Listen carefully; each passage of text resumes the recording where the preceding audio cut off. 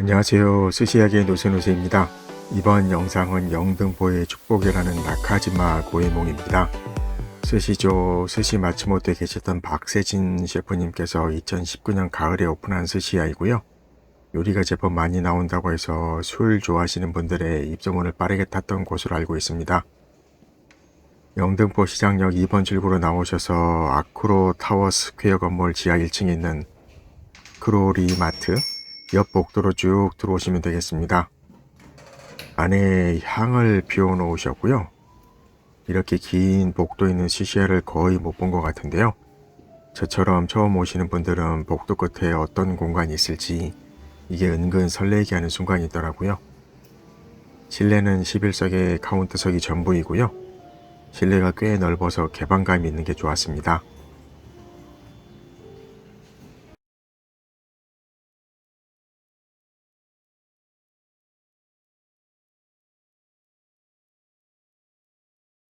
생맥주는 없고요.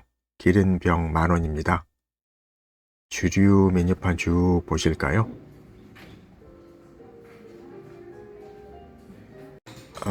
근데 나중에 안 사실이긴 한데요.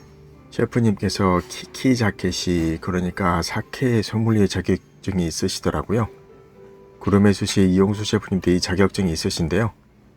아무튼 그래서 그런지 셰프님께서 사케 설명도 꽤 풍부하게 해주시는 것 같았습니다. 여기 리스트된 사케들도 절대 가격은 높을 수 있겠지만 업장 가격으로는 꽤 경쟁력이 있다는 얘기도 있습니다. 박세진 셰프님이십니다. 인트로에서 설명을 이미 드렸는데요. 스시조, 스시 마츠모토 이렇게 거치셨으니 이른바 스시조 라인이라고 할 수 있겠고요. 여기 나카지마 고에몽은 2019년 가을에 오픈하셨습니다. 나카지마 고에몽 스시야 이름으로는 좀 특이하죠? 셰프님께 그 유래를 여쭈었더니 우리나라에서 코지마라고 박경재 셰프님이 계시는 가장 비싼 스시야가 있죠. 그리고 한때 엄청 인기를 끌었던 오오시마라는 스시야, 이 두 스시야의 중간이라는 의미로 나카지마, 그리고 고에몽은 셰프님께서 일본 애니메이션 루팡 3세를 좋아한다시네요. 거기서 나오는 칼을 잘 쓰는 캐릭터 이름이 고에몽, 그래서 나카지마 고에몽이라는 이름이 지어졌다고 합니다. 금요일 저녁이긴 했지만 11자리 만석이었고요. 들어보니까 이런 날이 없었다고 하던데요. 여성분들이 더 많았습니다. 사실 회사에서 퇴근해서 여기까지 오기가 엄청 어렵긴 했는데요. 코키즈는 다소 비쌉니다만 이 아이스버킷은 아주 엣지가 있네요. 디너 12만원 시작합니다. 전형적인 미들급 가격대입니다. 시작은 전복죽입니다. 스시야에서 죽이 나오는 게 되게 좀 가격대가 낮은 곳들이 그렇긴 한데요. 게다가 전복죽이라고 하는데 전복은 잘 안 보이는 그런 경우들이 은근 많습니다만, 그러니까 위에 찐 전복을 올려주신 것 있었고요. 그래서 다소 일단 안도가 되었습니다. 전복 찐 정도는 야들야들한 스타일이었고요. 그리고 또 하나 죽이 나왔을 때의 걱정을 씻어주는 게 이 죽이 엄청 걸쭉하더라고요. 또 색깔도 아주 짙은 게 개우를 듬뿍 넣으신 것 같았습니다. 죽이 보통 죽이 아닌 게 스타트 아주 좋습니다. 그리고 저 공간이 참 재밌던데요. 보통의 스시야에서는 뒷주방에서 다 해서 내오시는 게 대부분이죠. 근데 여기는 저기서 요리들 준비하시는 경우가 많더라고요. 아무튼 독특했던 공간이었습니다. 그렇게 해서 나온 게 이 도미 사시미와 북방조개 플레이트입니다. 도미는 야채 싸서 드시면 되고요. 조개는 와사비 살짝 올려서 드세요. 사케 준비해 드릴까요? 네. 먹는 방법도 잘 설명을 해주시던데요.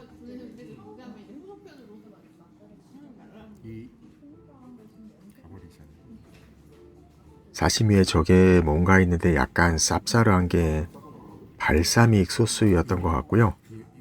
도미 숙성 정도는 좋았습니다.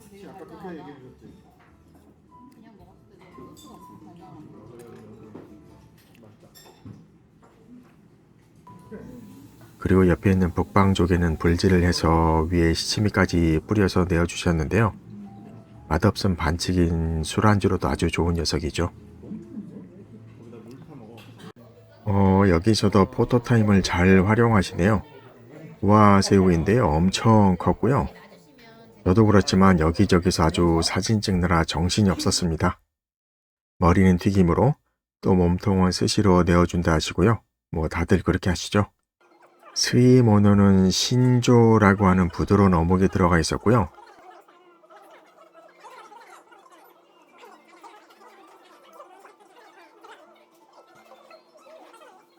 바지락으로 육수를 내서 이건 뭐 드리킹 필수의 미리 해장각입니다. 이어서 아귀간이 나왔는데요. 아귀간을 여기저기서 좀 먹어보긴 했었습니다만 이 녀석 엄청 부드럽더라고요. 여태껏 먹어본 안키모 중 가장 부드러웠습니다.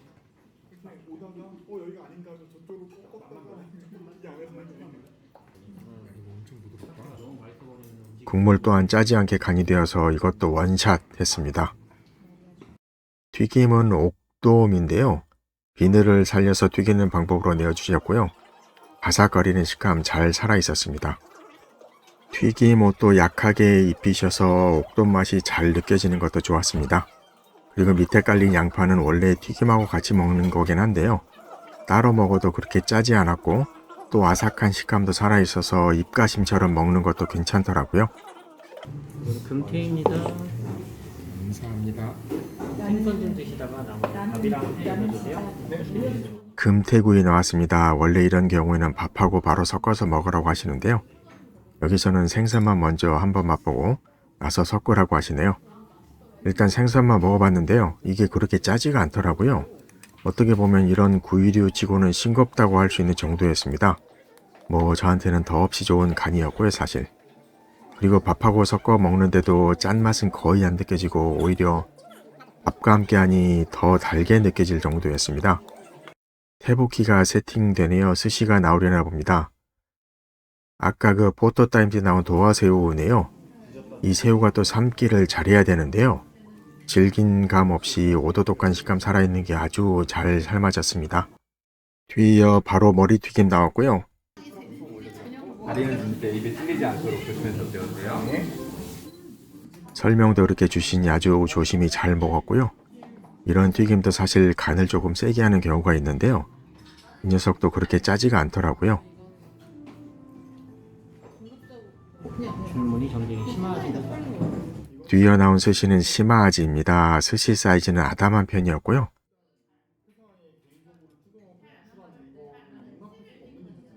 시마아지는 서걱거리는 식감 그대로였고요.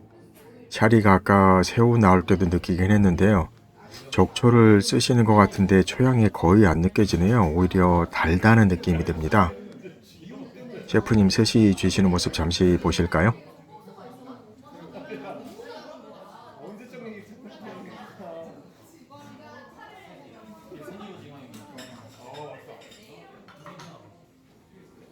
무늬 오징어입니다. 무늬 오징어는 약하게 질길락한 식감은 있었는데요. 입안에 남을 정도는 아니었고요. 이 오징어를 먹는데도 샤리가 간이 그렇게 안 느껴집니다. 여기 나카지마 고이몽이 술을 좋아하시는 분들에게 인기라고 해서 사실 간이 좀 있을 거라고 생각을 했거든요. 근데 전혀 아닌데요. 다른 것들도 그러는지 계속 먹어봐야겠습니다. 튀김이 나왔는데요. 튀김옷은 부드러운 편이었고요. 근데 항상 이런 튀김류들을 조심해야 되는데요. 역시나 아니 엄청 뜨겁습니다. 여기저기서 뜨겁다는 얘기가 아주 속출하네요. 아무튼 후후 잘 불어 먹어야 하고요. 이 튀김도 간이 세지 않았습니다. 그리고 저 소스가 특이했는데요. 엄청 매콤하더라고요. 마치 청양고추를 갈아 넣었나 싶었습니다.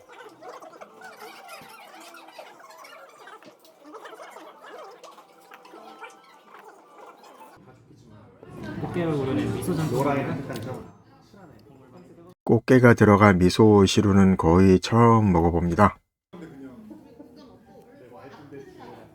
허리와 겉살을 다져 올렸습니다. 1m로.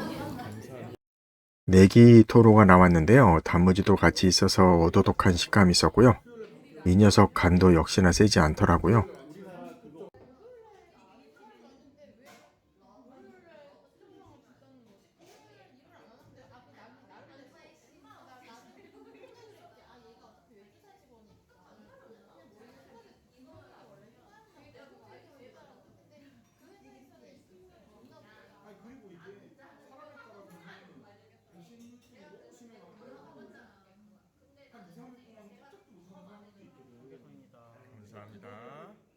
이 우니는 고성산이라십니다. 역시 여름이라서 국산 우니 유통이 아주 활발하네요.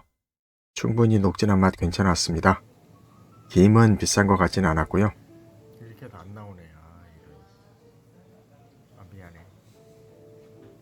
이게 안 나오네. 감사합니다. 참치 등살러 왔습니다. 색감이 아주 짙지는 않네요. 집게 자체도 약하게 하신 것 같고요. 산미도 은근 올라오고 짜진 않은 것은 좋았는데요. 대신 조금 물컹한 감이 있었습니다. 참치 대살입니다. 오토로는 색감이 좋았는데요. 이 역시도 약간 물컹한 감이 있었습니다. 이날은 참치가 조금 밀리는 것 같네요. 청어입니다. 이 청어는 신선한 맛 충만했고요. 또 고소한 감도 살살 올라오는 게 아주 맛있었습니다. 스시로는 이날의 베스트였습니다. 뒤어 나온 아지는 살짝 비릴락한 그런 아지 특유의 맛이 약하게 느껴졌고요. 바다장 안하고입니다. 안하고가 나오네요. 마무리로 가나봅니다. 보이기에도 부드러운 쪽은 아니었고요. 제법 뿌덕했던 식감 좋았습니다.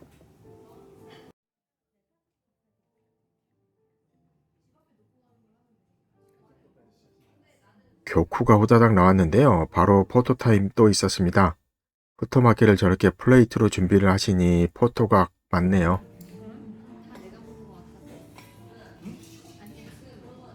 또 재밌는 게 삐죽 튀어나온 게 소프트 쉘 크랩입니다. 껍질이 부드러워서 통으로 먹을 수 있는 크랩이죠. 포토마키 식감에 전혀 방해를 주지 않았습니다. 청어 소바입니다. 국물 뜨거우니까 조심해주세요. 청어 소바가 나왔는데요. 일단 진득하고 달달한 교쿠 먼저 먹고 청어 소바에 들어가는 청어도 꾸덕하게 적당히 말린 녀석을 넣는 게 또 제대로 만들었다고 할 수 있겠는데요. 딱 그런 녀석이었습니다. 대신 약간 달게 간이 되었던 것 같았고요. 보통 식사 말미에 우동이나 소바 국물은 약간 짜게 하는 편이긴 한데요. 이 국물도 짜지 않더라고요.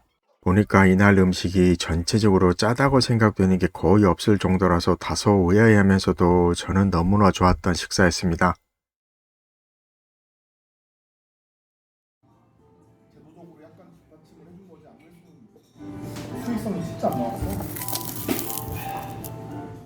아삭한 모나카 소리도 녹음이 잘 되었네요. 나카하지마 고이몽 정리해보겠습니다. 여기가 보니까 평일은 디너만 하시고 런치는 토요일에만 있다고 하시더라고요. 가장 큰 특징은 일단 실내가 꽤 여유롭습니다. 제가 다녀본 곳들 중에서 거의 상위권일 정도로 아주 쾌적하다는 느낌을 받았고요. 저는 담배를 피우진 않은데 듣고 보니까 실내에 흡연하는 공간이 있다고 하더라고요. 그래서 흡연하시는 분들께는 뭐 더없이 좋은 시스템인 것 같았고요. 여기가 츠맘이나 요리 구성이 많다고 익히 알고는 있었는데요. 역시나 거의 1:1 비율로 요리가 많이 나왔고요. 뭐 스시도 충분히 즐길 수 있는 정도였습니다. 그리고 중간중간 계속 언급은 했는데요.